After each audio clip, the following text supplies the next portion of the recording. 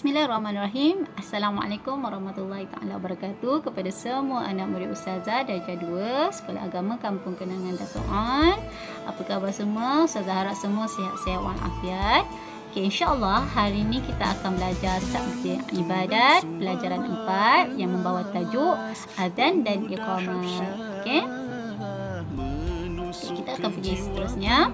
Adzan dan iqamat ialah lafaz khusus yang diamalkan tanda masuk waktu solat fardu supaya orang mukmin boleh diseru berkumpul untuk mengerjakan solat fardu. Ia disyariatkan pada tahun pertama Hijriah. Okey, apa maksud azan ni sebenarnya? Okey, azan ialah perkataan yang tertentu untuk memaklumkan kepada orang ramai tentang masuk waktu solat fardu. Iqamat pula maksudnya perkataan yang tertentu untuk memberitahu para jemaah yang dalam solat yang dia nak solat tu untuk memulakan mengerjakan solat. Okey, baik. Seterusnya kita akan pergi kepada tujuan azan. Kenapa kita nak azan? Apa tujuannya? Okay, pertama ialah memberitahu orang ramai telah masuk waktu solat. Yang kedua, meninggikan syiar Islam. Yang ketiga, menjadi benteng dari gangguan jin dan syaitan. Okay. Syarat muazzin iaitu Bilal ataupun erti kata lain orang yang melafazkan azan. Orang yang azan lah. Okay, mestilah orang lelaki beragama Islam, tak boleh orang kafir. Okay, mumayyiz. Okay. Okay, hukum melaungkan azan ialah sunat muakkad. Sunat muakkad ni maksudnya sunat yang dituntut. Okey. Okey, info tambahan, orang yang melaungkan azan dinamakan muazzin atau Bilal. Okey, orang yang membersihkan ataupun mengemas masjid dinamakan muezzin. Okey. Okay, seterusnya kita akan masuk lafaz azan dan cara menjawab lafaz azan. Okay, tapi kita pergi kepada lafaz dan ertinya dulu. Okay, cara nak azan macam mana? Apa lafaz azan? Okay, dengar betul-betul. Kalau boleh, Ustazah dah harap anak-anak murid Ustazah ikut sekali. Okay, kita mulakan dengan Allahu Akbar, Allahu Akbar. Kita sebut 2 kali. Allahu Akbar, Allahu Akbar. Okay, maksudnya Allah Maha Besar, Allah Maha Besar. Okey, yang kedua, asyhadu an la ilaha illallah. Asyhadu an la ilaha illallah. Okey, maksudnya aku bersaksi bahawa tiada Tuhan melainkan Allah. Okey, seterusnya, asyhadu anna Muhammadar Rasulullah. Okey, sebut 2 kali. Asyhadu anna Muhammadan Rasulullah. Okay, maksudnya aku bersaksi bahawa Nabi Muhammad itu pesuruh Allah. Okay. Hayya 'alas salah. Okay, maksudnya marilah menunaikan solat. Okay, seterusnya hayya 'alal falah. Okay, maksudnya marilah menuju kejayaan. Okay. Seterusnya Allahu Akbar, Allahu Akbar, Allah Maha Besar, Allah Maha Besar. Okey, ini dah masuk 1 kali je sebut. Okey, la ilaha illallah. Tiada Tuhan yang berhak disembah selain Allah. Okey. Seterusnya kita akan masuk lafaz azan subuh. Ada perbezaan sedikit lafaz azan waktu subuh dengan lafaz azan waktu yang lain. Okay, apa bezanya? Ya, bezanya pada tempat sini sahaja, iaitu selepas hayya 'alal falah yang Ustazah bulatkan ni. Apa dia? Baca sama-sama. As-salatu khairum minan naum. Maksudnya solat itu lebih baik daripada tidur. Okey, yang lain semua sama. Lafaz azan yang lain semua sama. Asyhadu an la ilaha illallah, asyhadu anna Muhammadar Rasulullah, hayya 'alas salah, hayya 'alal falah. Yang bawah ni pun sama kecuali kena tambah yang ni. Ini hanya waktu subuh sahaja. Okey. Waktu lain semua kita guna lafaz yang tadi. Lafaz yang mula-mula saya cakapkan ni. Okey. Okey, seterusnya cara kita nak menjawab lafaz solat tadi. Bila imam pula, bila muazzin ataupun bila lafaz sebut lafaz Allahu Akbar, Allahu Akbar. Okey, kita yang orang awam ni kita nak sebut apa? Awak kena dengar betul-betul apa yang Ustazah nak sampaikan ni. Lepas ni awak boleh sebut. Okey, yang pertama apa yang kita kena jawab bila cakap Allahu Akbar, Allahu Akbar, kita kena sebut yang sama juga. Allahu Akbar, Allahu Akbar. Sama juga. Okey, yang kedua pun sama. Bila sebut Allahu Akbar, Allahu Akbar, kita pun sebut Allahu Akbar, Allahu Akbar. Asyhadu an la ilaha illallah, asyhadu an la ilaha illallah. Kita pun sebut juga asyhadu an la ilaha illallah. Masuklah asyhadu anna Muhammadar Rasulullah, kita pun sebut juga asyhadu anna Muhammadar Rasulullah. Sampai pak hayya 'alas salah. Apa kita nak sebut? Ikut sama-sama. La haula wala quwwata illa billahil aliyyil azim. Okey, bila sebut lagi sekali hayya 'alas salah, kita pun sebut lagi sekali la haula wala quwwata illa billahil aliyyil azim. Okey, sama juga bila sebut hayya 'alal falah, pun sama juga sebutan dia. La haula wala quwwata illa billahil aliyyil azim. Bila sebut lagi sekali hayya 'alal falah, pun kita sebut yang sama juga. Okey, ini waktu. Okey, seterusnya kalau waktu subuh bila sebut as-salatu khairum minan naum. Okey, nanti kita bahaskan yang ni. Okey. Seterusnya kalau bila sebut Allahu Akbar, Allahu Akbar, pun kena jawab yang sama. Allahu Akbar, Allahu Akbar. Okey, masuk yang terakhir sekali lah. La ilaha illallah, pun sebut lafaz yang sama, la ilaha illallah. Okey, baik. Kita akan pergi kepada jawab lafaz azan subuh, iaitu pada lafaz as-salatu khairum minan naum. Ini.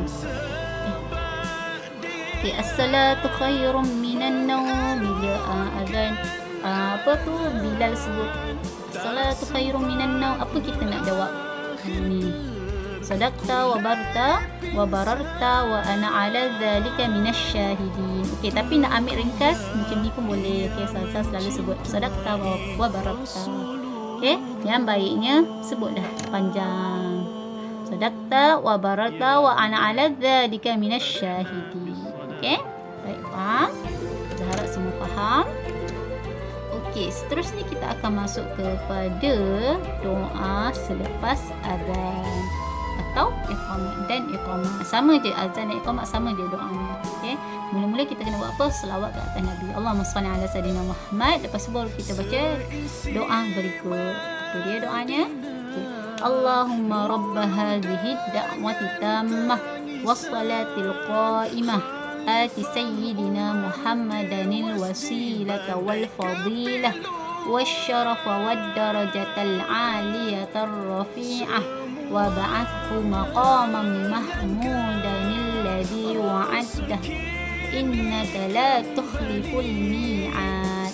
Artinya, ya Allah, Tuhan yang telah mensyariatkan seruan azan dan solat yang akan didirikan, kurniakanlah kepada Nabi Muhammad sallallahu alaihi wasallam kedudukan yang tertinggi dan terpuji yang telah engkau janjikan. Sesungguhnya engkau tidak memungkiri janji. Jadi kalau kepada anak-anak ustazah yang suka dengar radio semua, doa azan ni selalu popular. Kalau ustazah dengar iTunes kan, jadi siapa yang selalu dengar radio tu, selalu yang orang radio akan buka doa selepas azan ni. Okey, seterusnya kita akan pergi kepada iqamat. Okey, first kali kita nak masuk apa tujuan kita iqamat. Pertama sekali meminta jemaah bangun bagi melaksanakan ibadah solat. Okey, jemaah ni apa maksudnya? Jemaah ni ialah orang kumpul. Okey, dalam bahasa Arab jemaah tu berkumpul, tapi kalau dalam istilah sini ialah orang yang kita nak solat berjemaah. Yang jadi tukar imam, kepala imam dengan makmum kita lah, dia berjemaah kumpul. Okey, hukum yang iqamat ialah sunat yang dituntut, sama juga macam azan, sunat muakkad. Okey. Lafaz azan lafaz iqamat sama juga dengan lafaz azan, kecuali bezanya antara lafaz iqamat dan azan ialah azan kena sebut 2 kali, iqamat hanya sekali saja. Contoh Allahu Akbar, asyhadu an la ilaha illallah, asyhadu anna Muhammadar Rasulullah, hayya 'alas salah, hayya 'alal falah. Beza pula kat sini. Qad qamatis salati, qad qamatis salah. Penambahan di sini. Kalau macam subuh lafaz solat subuh lafaz azan ketika subuh, salatu khairum minan naum. Solat itu lebih baik daripada tidur, sebab waktu subuh tu memang orang tengah tidur kan. Okay, so kalau iqamat adalah as-salat qad qamatis salatu, qad qamatis salah, maksudnya sesungguhnya telah hampir mendirikan solat. Maknanya kita orang jemaah nak solat ni, nak dekat dengan solat ni. Okey, seterusnya lafaz seterusnya pun sama juga dengan lafaz azan yang lain. Allahu Akbar, la ilaha illallah. Erti dia semua sama dengan azan. Okey, seterusnya cara menjawab lafaz iqamat, jawapan bagi lafaz qad qamatis salatu, qad qamatis salah. Yang lain kan. Macam mana nak jawab? Aqamahallah wa adamaha matis samawati wal ard. Artinya mudah-mudahan Allah mengekalkan amalan solat selama kekalnya langit dan bumi. Okey, tapi kalau nak secara ringkas, ambil aqamahallah wa adamaha sahaja. Okey, pun boleh. Okey, nak elok lagilah. Kalau nak lebih better, lebih elok baca penuh lah. Okey, seterusnya kita akan masuk perkara sunat azan dan iqamah. Okey, apa kita perkara-perkara sunat kita nak azan dan iqamah. Pertama ialah berdiri ketika melaungkan azan dan iqamah. Okey, kedua mestilah kita menghadap ke kiblat. Ketiga, berwudu, suci dan bersih pakaian dan tempat azan tu.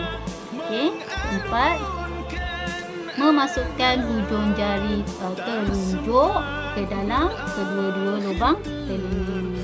Macam ni kalau kita nak azan kan. Muazzin tidak bercakap-cakap ketika melaungkan azan. Banyakkan selawat lah kalau yang nak jadi tukar azan. Mana tahu anak-anak ustazah yang lelaki dah besar nanti jadi Bilal, jadi orang tukar azan. Sebelum kita nak azan tu jangan bercakap, awak dah makan ke? Awak tak maulah. Banyakkan selawat sebelum kita nak lafazkan azan. Seterusnya azan dengan suara yang kuat. Tapi zaman sekarang ni dah pakai pembesar suara. So tak ada masalah lah. Seterusnya berpaling ke kanan ketika mengucap hayya 'alas solah. Hayya 'alas solah, kanan mana kanan? Hayya 'alas solah, ke kanan sendiri. Hayya 'alal falah, ke kiri untuk hayya 'alal falah.